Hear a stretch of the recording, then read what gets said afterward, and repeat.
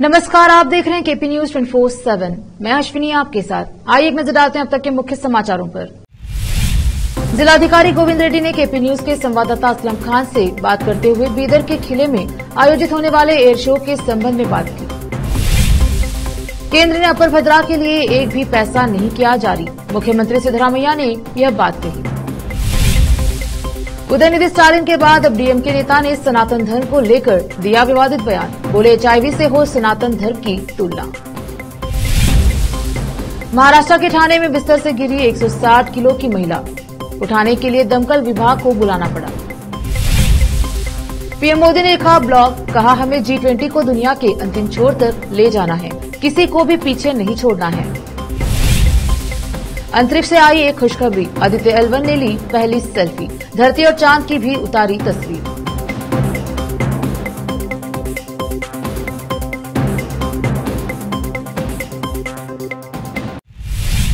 अब समाचार विस्तार से। आज बुधवार 7 सितंबर को बीदर के डीसी कार्यालय में जिलाधिकारी गोविंद रेड्डी ने केपी न्यूज के संवाददाता असलम खान से बात करते हुए बीदर के किले में आयोजित होने वाले एयर शो के संबंध में विस्तार से बात की। उन्होंने कहा कि पिछले वर्ष की तरह इस वर्ष भी बीदर एयरफोर्स स्टेशन की ओर से बीदर के ऐतिहासिक किले में 8 सितंबर और 9 सितंबर को एयर शो का आयोजन किया गया है। 8 सितंबर को स्कूल्स और कॉलेजों के छात्रों के लिए और 9 सितंबर को आम जनता के लिए यह एयर शो रहेगा।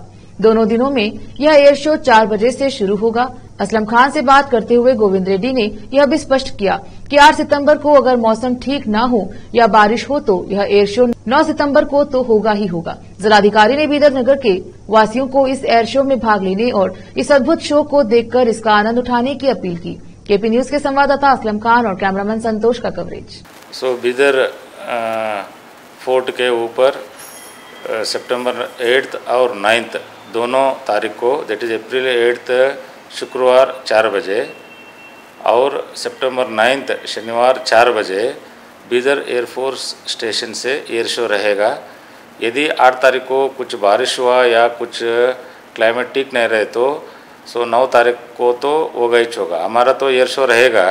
यदि कुछ प्रॉब्लम रहे तो कल 8 तारीख 9 तारीख को तो क्लाइमेट फुल क्लियर रहेगा और 9 तारीख तो रहेगा। कल 1 बजे तक मालूम होगा क्या हमारा एयर शो रहेगा या नहीं रहे तो भी 9 तारीख को तो 100% रहेगा। कल स्टूडेंट्स का लिए है, पब्लिक का 9 तारीख का है। कल स्टूडेंट्स को हम देख करेंगे, हम मैसेज उनको दे देंगे क्या है क्या नहीं बोल के। पब्लिक का तो रहेगा ही रहेगा, 9 तारीख को रहेगा।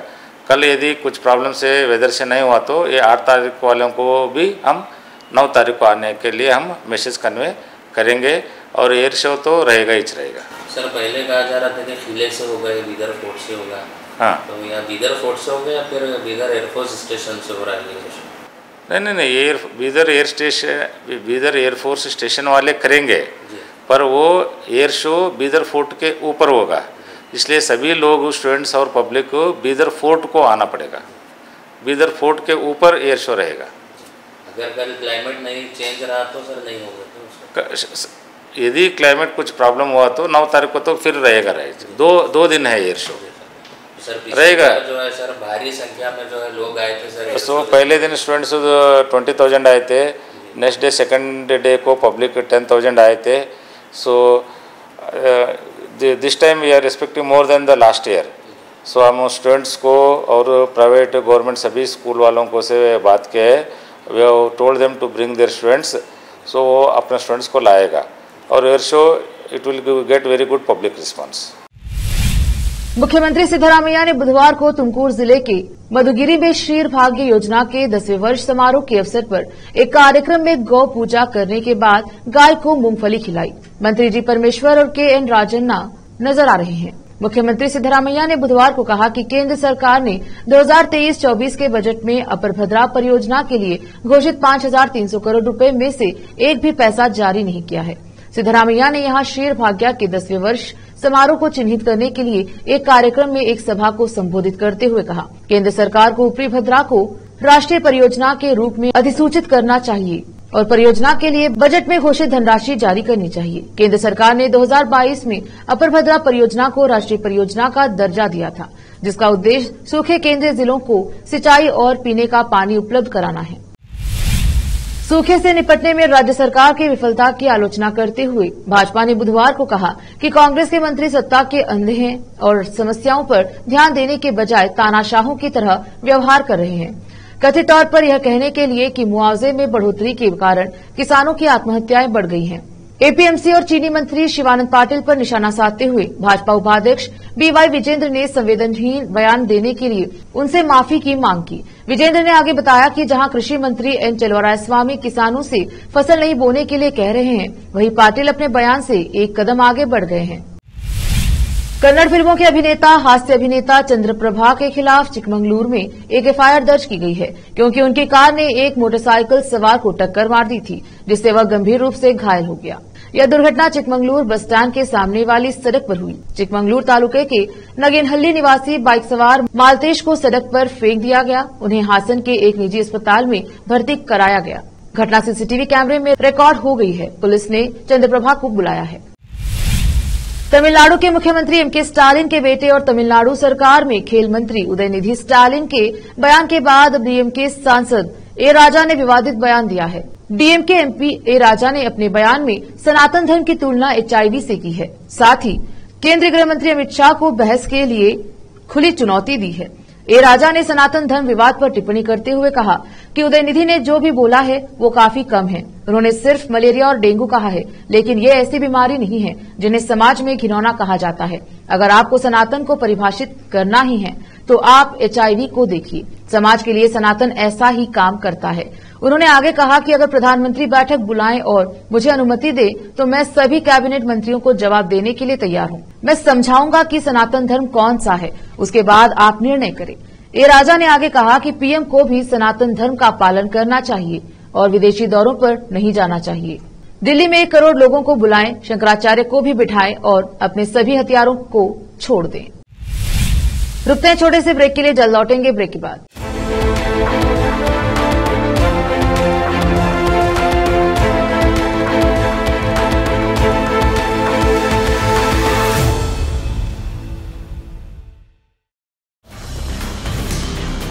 हिंदुस्तान के हर कोने में हम हैं मौजूद। 24 घंटे हालात पर गहरी नजर, खबरों से जुड़े चुपते सवालात और आपको दिखाता है धार्मिक, सामाजिक, राजनीतिक, लोकल और इंटरनेशनल न्यूज की सबसे बेहतर कवरेज, जो आपको रखती है हर पल बाखबर। देश और दुनिया भर की खबर के लिए देखते रहें KP news 24/7। Noor education trust Bidar की ओर से चलाए जाने वाला Noor MEd and BEd college Bidar, recognized by NCTE Delhi and affiliated to Gulbarga University, Gulbarga. Admission are open for the academic year 2022-23. विशेषज्ञ और सक्षम शिक्षकों द्वारा शिक्षा प्राप्त करने के लिए नूर एमएड एंड बीएड कॉलेज में दाखिला लें और शांत वातावरण में शिक्षा प्राप्त करें। बीदर शहर में बेहतर शिक्षा का एकमात्र केंद्र Noor MEd and BEd college, Shahpur gate, Bidar.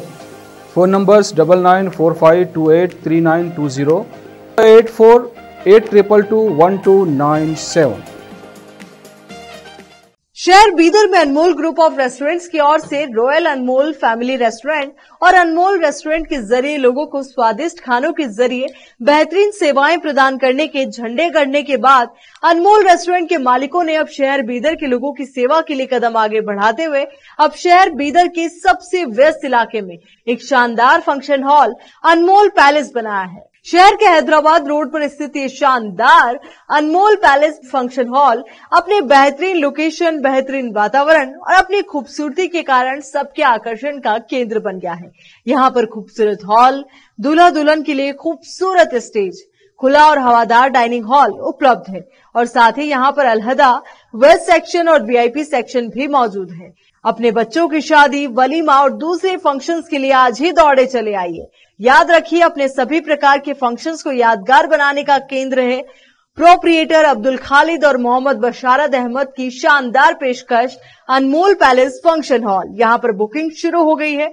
फौरन आइए और फंक्शन हॉल बुक करवाइए। Address near APMC vegetable market, Hyderabad road, Bidar 585403। Booking करने और अधिक जानकारी के लिए इस नंबर पर संपर्क करें 8310357864। ब्रेक के बाद स्वागत है आपका। देखते हैं आगे के समाचार। महाराष्ट्र के ठाणे में एक 160 किलो वजन वाली बीमार महिला अपने बिस्तर से गिर गई और उसे उठाने के लिए उसके परिवार वालों को दमकल विभाग से मदद लेनी पड़ी। वाघविल इलाके में रहने वाली 62 वर्षीय महिला, जो बीमार होने के कारण बाहर नहीं आना जाना कर सकती है, वह गुरुवार को सुबह के 8 बजे अपने बिस्तर से गिर गई। परिवार वालों ने उसे उठाने की बहुत कोशिश की, लेकिन बिस्तर पर उठाकर नहीं रख पाए। अंत में परिवार वालों ने दमकल विभाग को इस घटना की जानकारी दी। सूचना पाकर दमकल विभाग मौके पर पहुंची और उन्होंने महिला को बिस्तर पर लिटा दिया। हालांकि इस घटना के दौरान महिला को कोई चोट नहीं लगी। क्षेत्रीय आपदा प्रबंधन ने इस घटना का जिक्र करते हुए बताया कि उनके पास कई फोन कॉल आते हैं, लेकिन यह घटना असामान्य है। G20 समिट में दुनिया भर के मेहमानों का स्वागत करने के लिए देश की राजधानी दिल्ली सज धज कर तैयार है। राजधानी दिल्ली में 8 से 10 सितंबर तक होने वाले G20 शिखर सम्मेलन के लिए महीनों का उत्साह और तैयारी अपने चरम पर है। आज शाम से ही दुनिया भर के मेहमान आने लगेंगे और इन 3 दिनों तक दिल्ली से पूरी दुनिया भारत की झलक देखेगी। इसी बीच G20 समिट से ठीक एक दिन पहले भारतीय प्रधानमंत्री नरेंद्र मोदी ने अपनी वेबसाइट पर एक ब्लॉग लिखा है, जिसका शीर्षक है मानव केंद्रित वैश्वीकरण। हमें G20 को दुनिया के अंतिम छोर तक ले जाना है, किसी को भी पीछे नहीं छोड़ना है। देश में एक राष्ट्र एक चुनाव प्रस्ताव की व्यवहारिता पर चर्चा करने के लिए गठित कमेटी ने अपना काम शुरू कर दिया है। कमेटी के अध्यक्ष और देश के पूर्व राष्ट्रपति रामनाथ कोविंद ने बुधवार को गृह मंत्री अमित शाह और कानून मंत्री अर्जुन राम मेघवाल के साथ पैनल की रूपरेखा पर चर्चा की। इस दौरान कमेटी के काम करने के तरीकों पर भी बात की गई। रिपोर्ट्स के मुताबिक दोनों केंद्रीय मंत्रियों ने पूर्व राष्ट्रपति रामनाथ कोविंद से बुधवार को उनके 12 जनपद के आवास पर मुलाकात की। इस बैठक में कमेटी की पहली आधिकारिक बैठक बुलाने की तारीखों पर चर्चा की गई। इसके साथ ही कमेटी के कामकाज के तरीकों के अलावा पैनल को सुचारू रूप से काम करने के लिए आवश्यक सुविधाओं और बुनियादी ढांचे उपलब्ध कराने के तरीकों पर भी चर्चा की गई। आदित्य L1 को लेकर भारत के लिए अंतरिक्ष से एक खुशखबरी सामने आई है। सूर्य मिशन के तहत सूरज की ओर लगातार कदम बढ़ा रहे भारत के आदित्य L1 ने अंतरिक्ष से धरती और चांद की तस्वीर उतार ली है।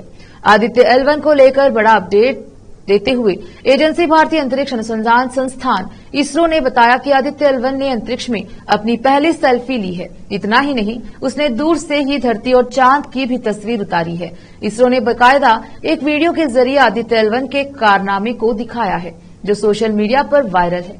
आदित्य L1 पहली भारतीय अंतरिक्ष आधारित वेधशाला है, जो पृथ्वी से लगभग 15 लाख किलोमीटर दूर स्थित पहले सूर्य पृथ्वी लैग्रेंजियन बिंदु L1 में रहकर सूरज के बाहरी वातावरण का अध्ययन कर रही है। इसरो के ध्रुवीय उपग्रह प्रक्षेपण यान PSLV-C57 ने 2 सितंबर को आंध्र प्रदेश के श्रीहरिकोटा स्थित सतीश धवन अंतरिक्ष केंद्र SDSC के दूसरे लॉन्च पैड से आदित्य L1 का सफर प्रक्षेपण किया था।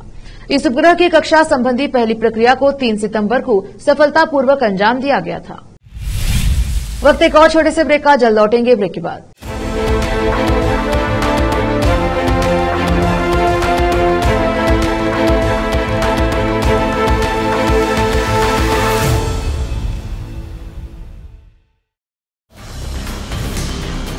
हिंदुस्तान के हर कोने में हम हैं मौजूद।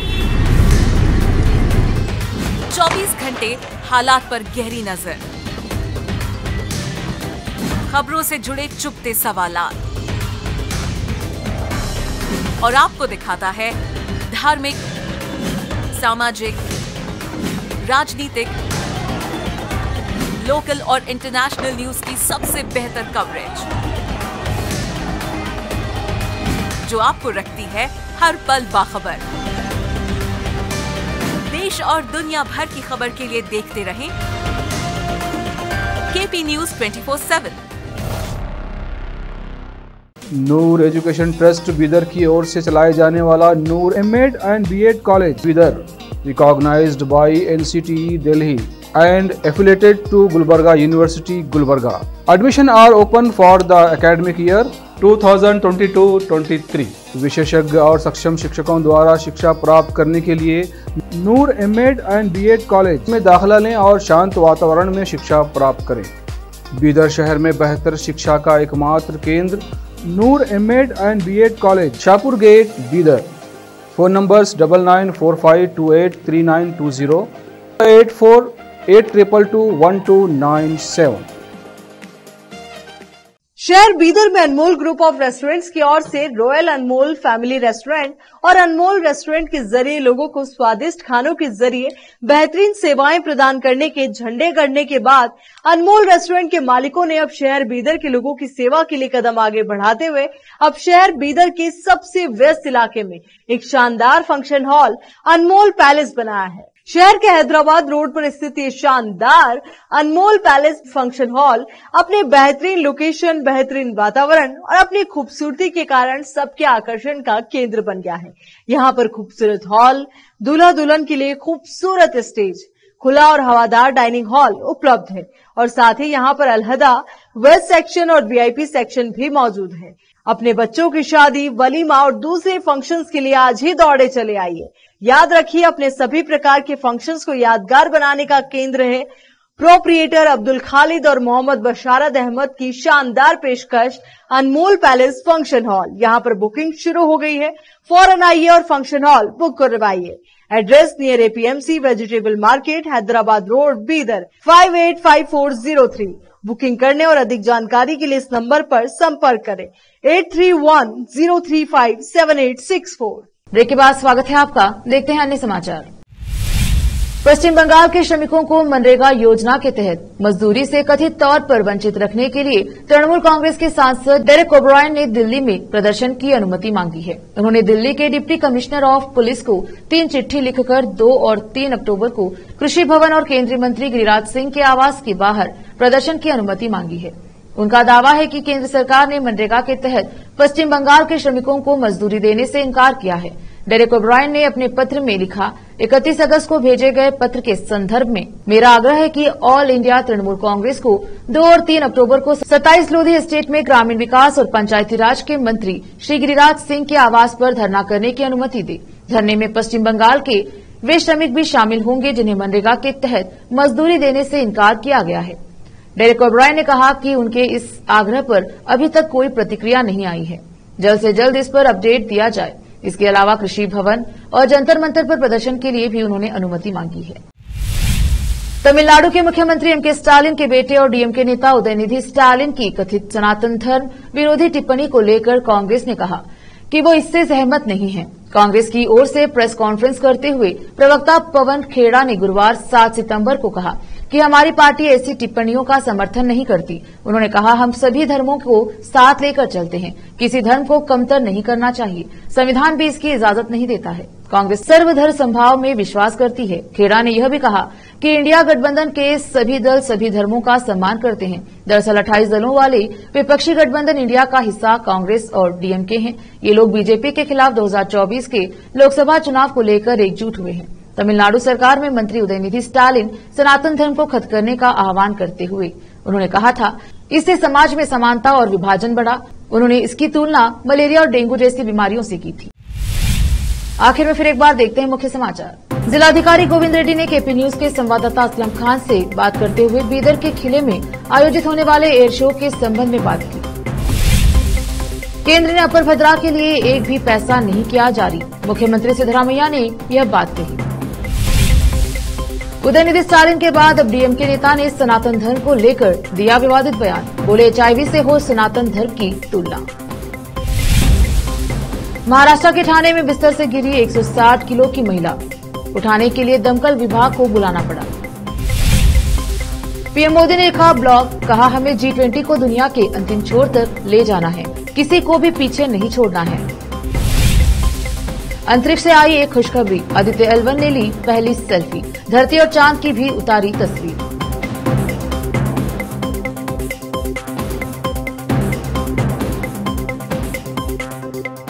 केपी न्यूज में अब तक के लिए इतना ही। देश प्रदेश के समाचारों के लिए देखते रहिए केपी न्यूज 24/7। धन्यवाद।